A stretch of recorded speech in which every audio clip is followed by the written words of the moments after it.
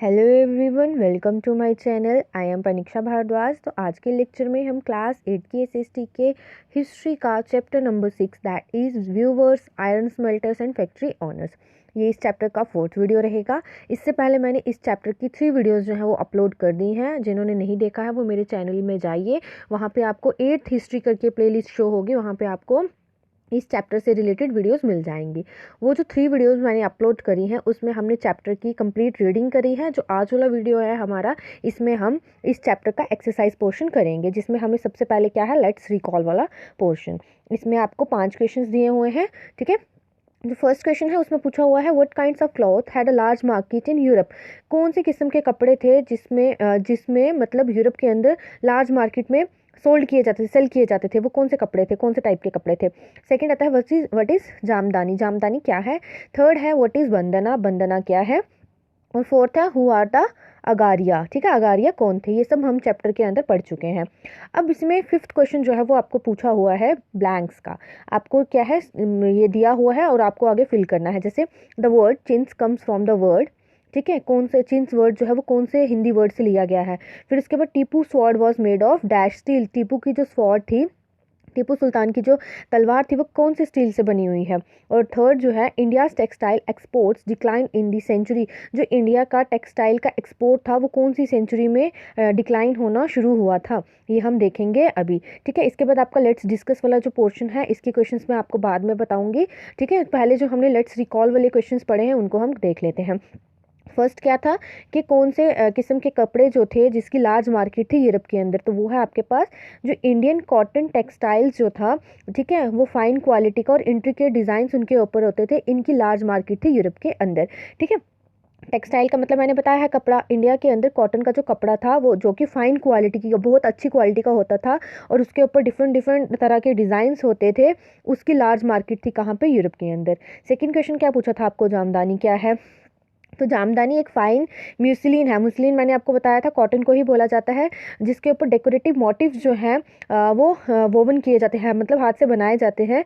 और सच मोटिव्स और यूजली, और ये जो मोटिव्स होते हैं यानी कि इसके अंदर जो धागा वगैरह जो यूज़ किया जाता है वो ग्रे और वाइट कलर का होता है, ओके। थर्ड आता था बंदना क्या है। तो प्रिंटेड स्कार्फ होता है, नेक के लिए या हेड के लिए इसको यूज़ किया जाता है। और इसमें कलरफुल ब्राइट कलरफुल कलर्स जो मतलब कलर्स जो हैं वो यूज़ किए जाते हैं और फ्लावरी डिज़ाइन होता है इसके ऊपर, ठीक है, उसको हम बंदना बोलते हैं।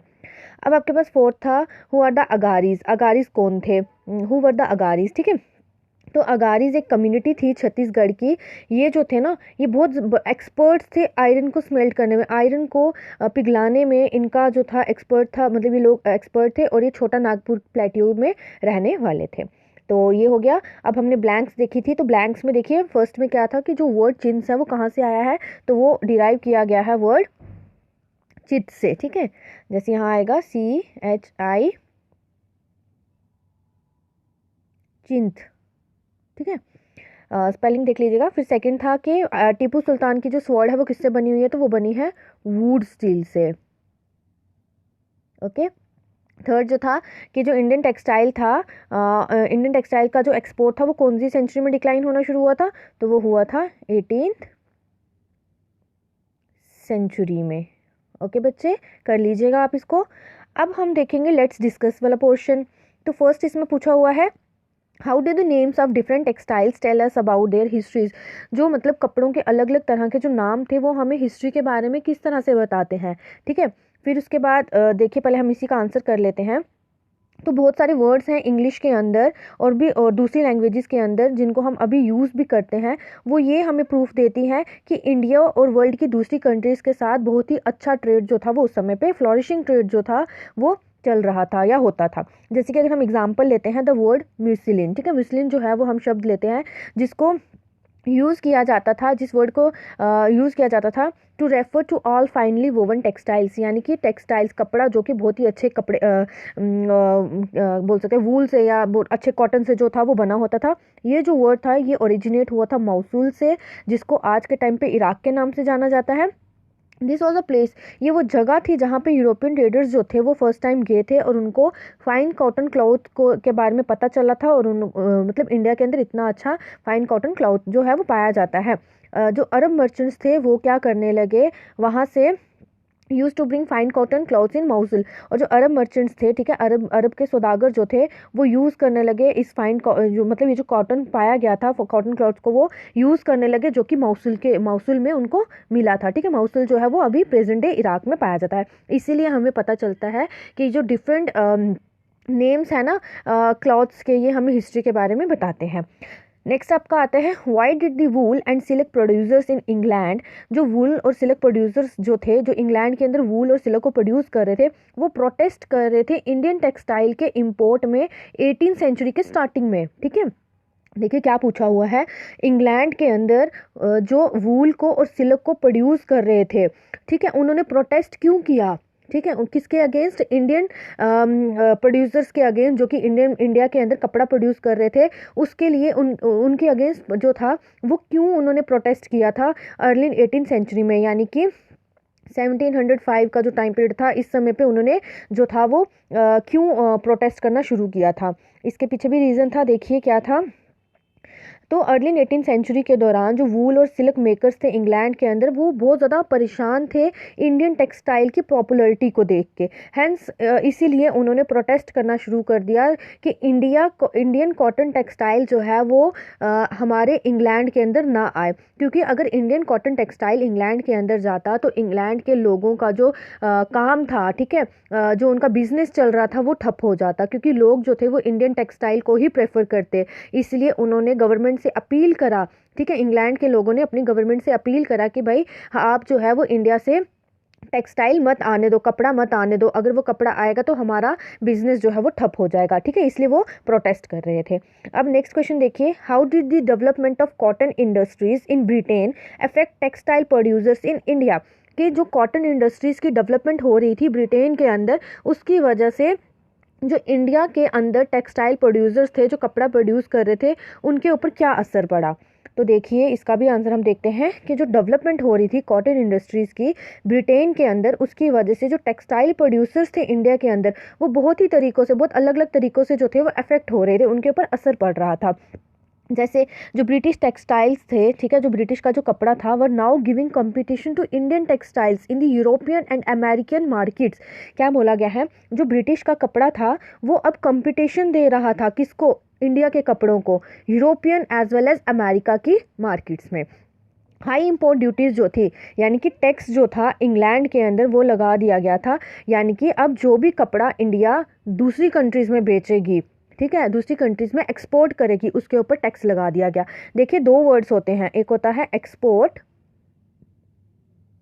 एक होता है इम्पोर्ट। जब कोई कंट्री, अगर हम इंडिया की बात करें, जब इंडिया सामान बाहर की कंट्रीज़ में बेचेगी उसको हम बोलेंगे एक्सपोर्ट। जब बाहर की कंट्रीज़, ठीक है, हमारी कंट्री इंडिया के अंदर सामान भेजेंगी वो होता है इम्पोर्ट। ठीक है, जैसे इंडिया है, उसने क्या किया, समझिए एग्जांपल लेते हैं, इंडिया जो है उसने कॉटन बेचा या फिर कपड़ा बेचा ब्रिटेन को, ठीक है। अब ब्रिटेन को जब वो भेजा गया तो वो एक्सपोर्ट किया इंडिया ने। अब ब्रिटेन जो है वो टी भेज रहा है, ठीक है, ये मैं एग्जांपल दे रही हूँ। ब्रिटेन जो है उसने टी भेजा कहाँ, इंडिया के अंदर, या ट्रेड किया उसने इंडिया के साथ और उसको टी दिया। तो जब टी इंडिया लेगी तो वो क्या करेगी, इंपोर्ट करेगी। ठीक है, ये चीज़ें याद रखिएगा।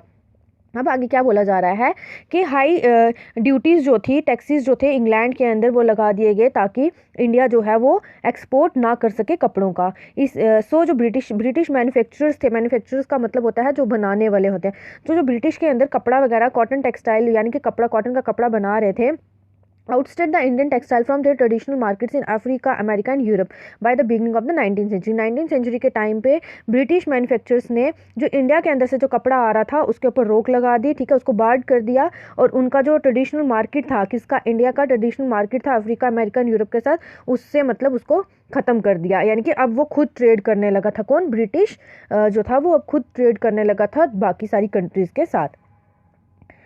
अब आगे देखिए क्या है, why did the Indian iron smelting industry decline in the 19th century. 19th century में जो इंडियन आयरन स्मेल्टिंग इंडस्ट्री थी वो डिक्लाइन क्यों हो रही थी, वो ख़त्म क्यों हो रही थी। तो जो इंपोर्ट हो रहा था स्टील इनगोट्स का from Britain gradually led to decline और the Indian iron smelting industry in the 19th century. ठीक है, 19th सेंचुरी में जो इंपोर्ट हो रहा था, यानी कि जो बाहर से स्टील आ रहा था इंडिया के अंदर, वो डिक्लाइन कर रहा था। क्यों, क्योंकि नए फॉरेस्ट लॉज जो थे वो इसके लिए इसका कारण था। क्या कारण था इसका? क्योंकि नए नए फॉरेस्ट लॉज बनाए जा रहे थे, ठीक है, because finding would and charcoal was becoming more difficult. जंगलों से लकड़ी लेना या फिर चारकोल लेकर, मतलब लकड़ी लेकर उसका कोयला बनाना, ये बहुत डिफिकल्ट हो रहा था। फॉरेस्ट लॉज जो थे वो पास कर दिए गए थे, इसलिए क्योंकि देखिए भट्टी ही नहीं जलेगी, जब आग ही नहीं जलाई जाएगी तो आयरन को स्मेल्ट किस तरह से किया जाएगा। इसलिए जो आयरन स्मेल्टर्स थे इंडिया के अंदर, उन्होंने अपना धंधा जो था, बिजनेस जो था आयरन स्मेल्टिंग का, वो बंद कर दिया, और जो बाहर से आयरन और स्टील आता था वो उसी को यूज़ करते थे। इसीलिए क्योंकि नए फॉरेस्ट लॉज जो थे उन्होंने स्मेल्टर्स को रिस्ट्रिक्ट कर दिया, उनके ऊपर पाबंदी लगा दी कि वो आयरन और माइंस में नहीं जा सकते, ना ही वहाँ से किसी भी तरह का आयरन निकाल सकते हैं, और ना ही वुड वगैरह जो है वो यूज़ कर सकते हैं। इसीलिए जो आयरन स्मेल्टर जो था, ठीक है, आप बोल सकते हो आयरन स्मेल्टिंग इंडस्ट्रीज जो थी इंडिया के अंदर, वो डिक्लाइन होने लगी 19th सेंचुरी में। अब नेक्स्ट क्वेश्चन क्या है? What problems did the Indian textile industry face in the early years of its development? जो इंडियन टेक्सटाइल इंडस्ट्रीज थी उसको कौन कौन सी मुश्किलातों का सामना करना पड़ा अपने मतलब जब वो डेवलप हो रही थी ना, धीरे धीरे जब वो डेवलप हो रही थी, तो उसको उस समय पे कौन कौन सी मुश्किलातों का सामना करना पड़ा। तो देखिए क्या था, जो टेक्सटाइल इंडस्ट्रीज थी इंडिया की, उसको बहुत सारी प्रॉब्लम जो थी वो फेस करनी पड़ी in the first few decades of its existence. जब वो एग्जिस्ट हुई थी ना इंडिया के अंदर, तो उसके 10 सालों तक इंडिया को बहुत सारी प्रॉब्लम जो थी वो फेस करनी पड़ी, ठीक है, इंडिया की टेक्सटाइल इंडस्ट्रीज़ को। Competing with cheap textiles imported from Britain was difficult. मैंने आपको बताया कि ब्रिटेन से क्या आ रहा था, कपड़ा आ रहा था इंडिया के अंदर। अब ब्रिटेन जो था वो सस्ते दामों में कपड़ा बेचने लगा था, तो अभी अभी इंडिया के अंदर फैक्ट्रीज वगैरह सेटअप हुई थी और इंडिया जो था वो कपड़ा प्रिपेयर करने लगा था। तो उसके साथ कम्पीट कर पाना, इंडिया जो था वो ब्रिटेन के साथ कम्पीट नहीं कर पा रहा था, क्योंकि ब्रिटेन जो था वो बहुत ही कपड़े सस्ते दामों में कपड़े को इम्पोर्ट कर रहा था। तो जो गवर्नमेंट थी यूरोपियन कंट्रीज़ की, वो अपनी लोकल इंडस्ट्रीज़ को सेटअप मतलब प्रोटेक्ट करना चाहती थी बाय हैवी इंपोर्ट ड्यूटीज़, उसके ऊपर बहुत ज़्यादा कर लगाकर। सो जो कॉलोनियल गवर्नमेंट थी इंडिया के अंदर, उन्होंने इस तरह की प्रोटेक्शन जो थी वो नहीं दी लोकल इंडस्ट्रीज़ को। इसी वजह से जो इंडिया के टेक्सटाइल इंडस्ट्रियलिस्ट थे उनको बहुत सारी प्रॉब्लम जो थी वो फेस करनी पड़ी, जब उनको उन्होंने अपनी फैक्ट्रीज जो थी वो क्या की थी, सेटअप की थी। अब देखिए क्या है आगे आपका next last question, what help TISCO expand steel production during the first world war? तो टिस्को ने किस तरह से अपना स्टील प्रोडक्शन जो था वो एक्सपैंड किया फर्स्ट वर्ल्ड वॉर के अंदर के टाइम, फर्स्ट वर्ल्ड वॉर के अंदर नहीं, फर्स्ट वर्ल्ड वॉर के टाइम पे। देखिए टिस्को क्या था, मैंने आपको बताया भी था। तो टिस्को क्या था? Tata iron and steel company, ठीक है, उसको टिस्को बोला गया था। तो फर्स्ट वर्ल्ड वॉर के टाइम पे सिचुएशन जो थी वो चेंज होने लगी, इंडिया वालों को बहुत प्रॉब्लम फेस करनी पड़ रही थी।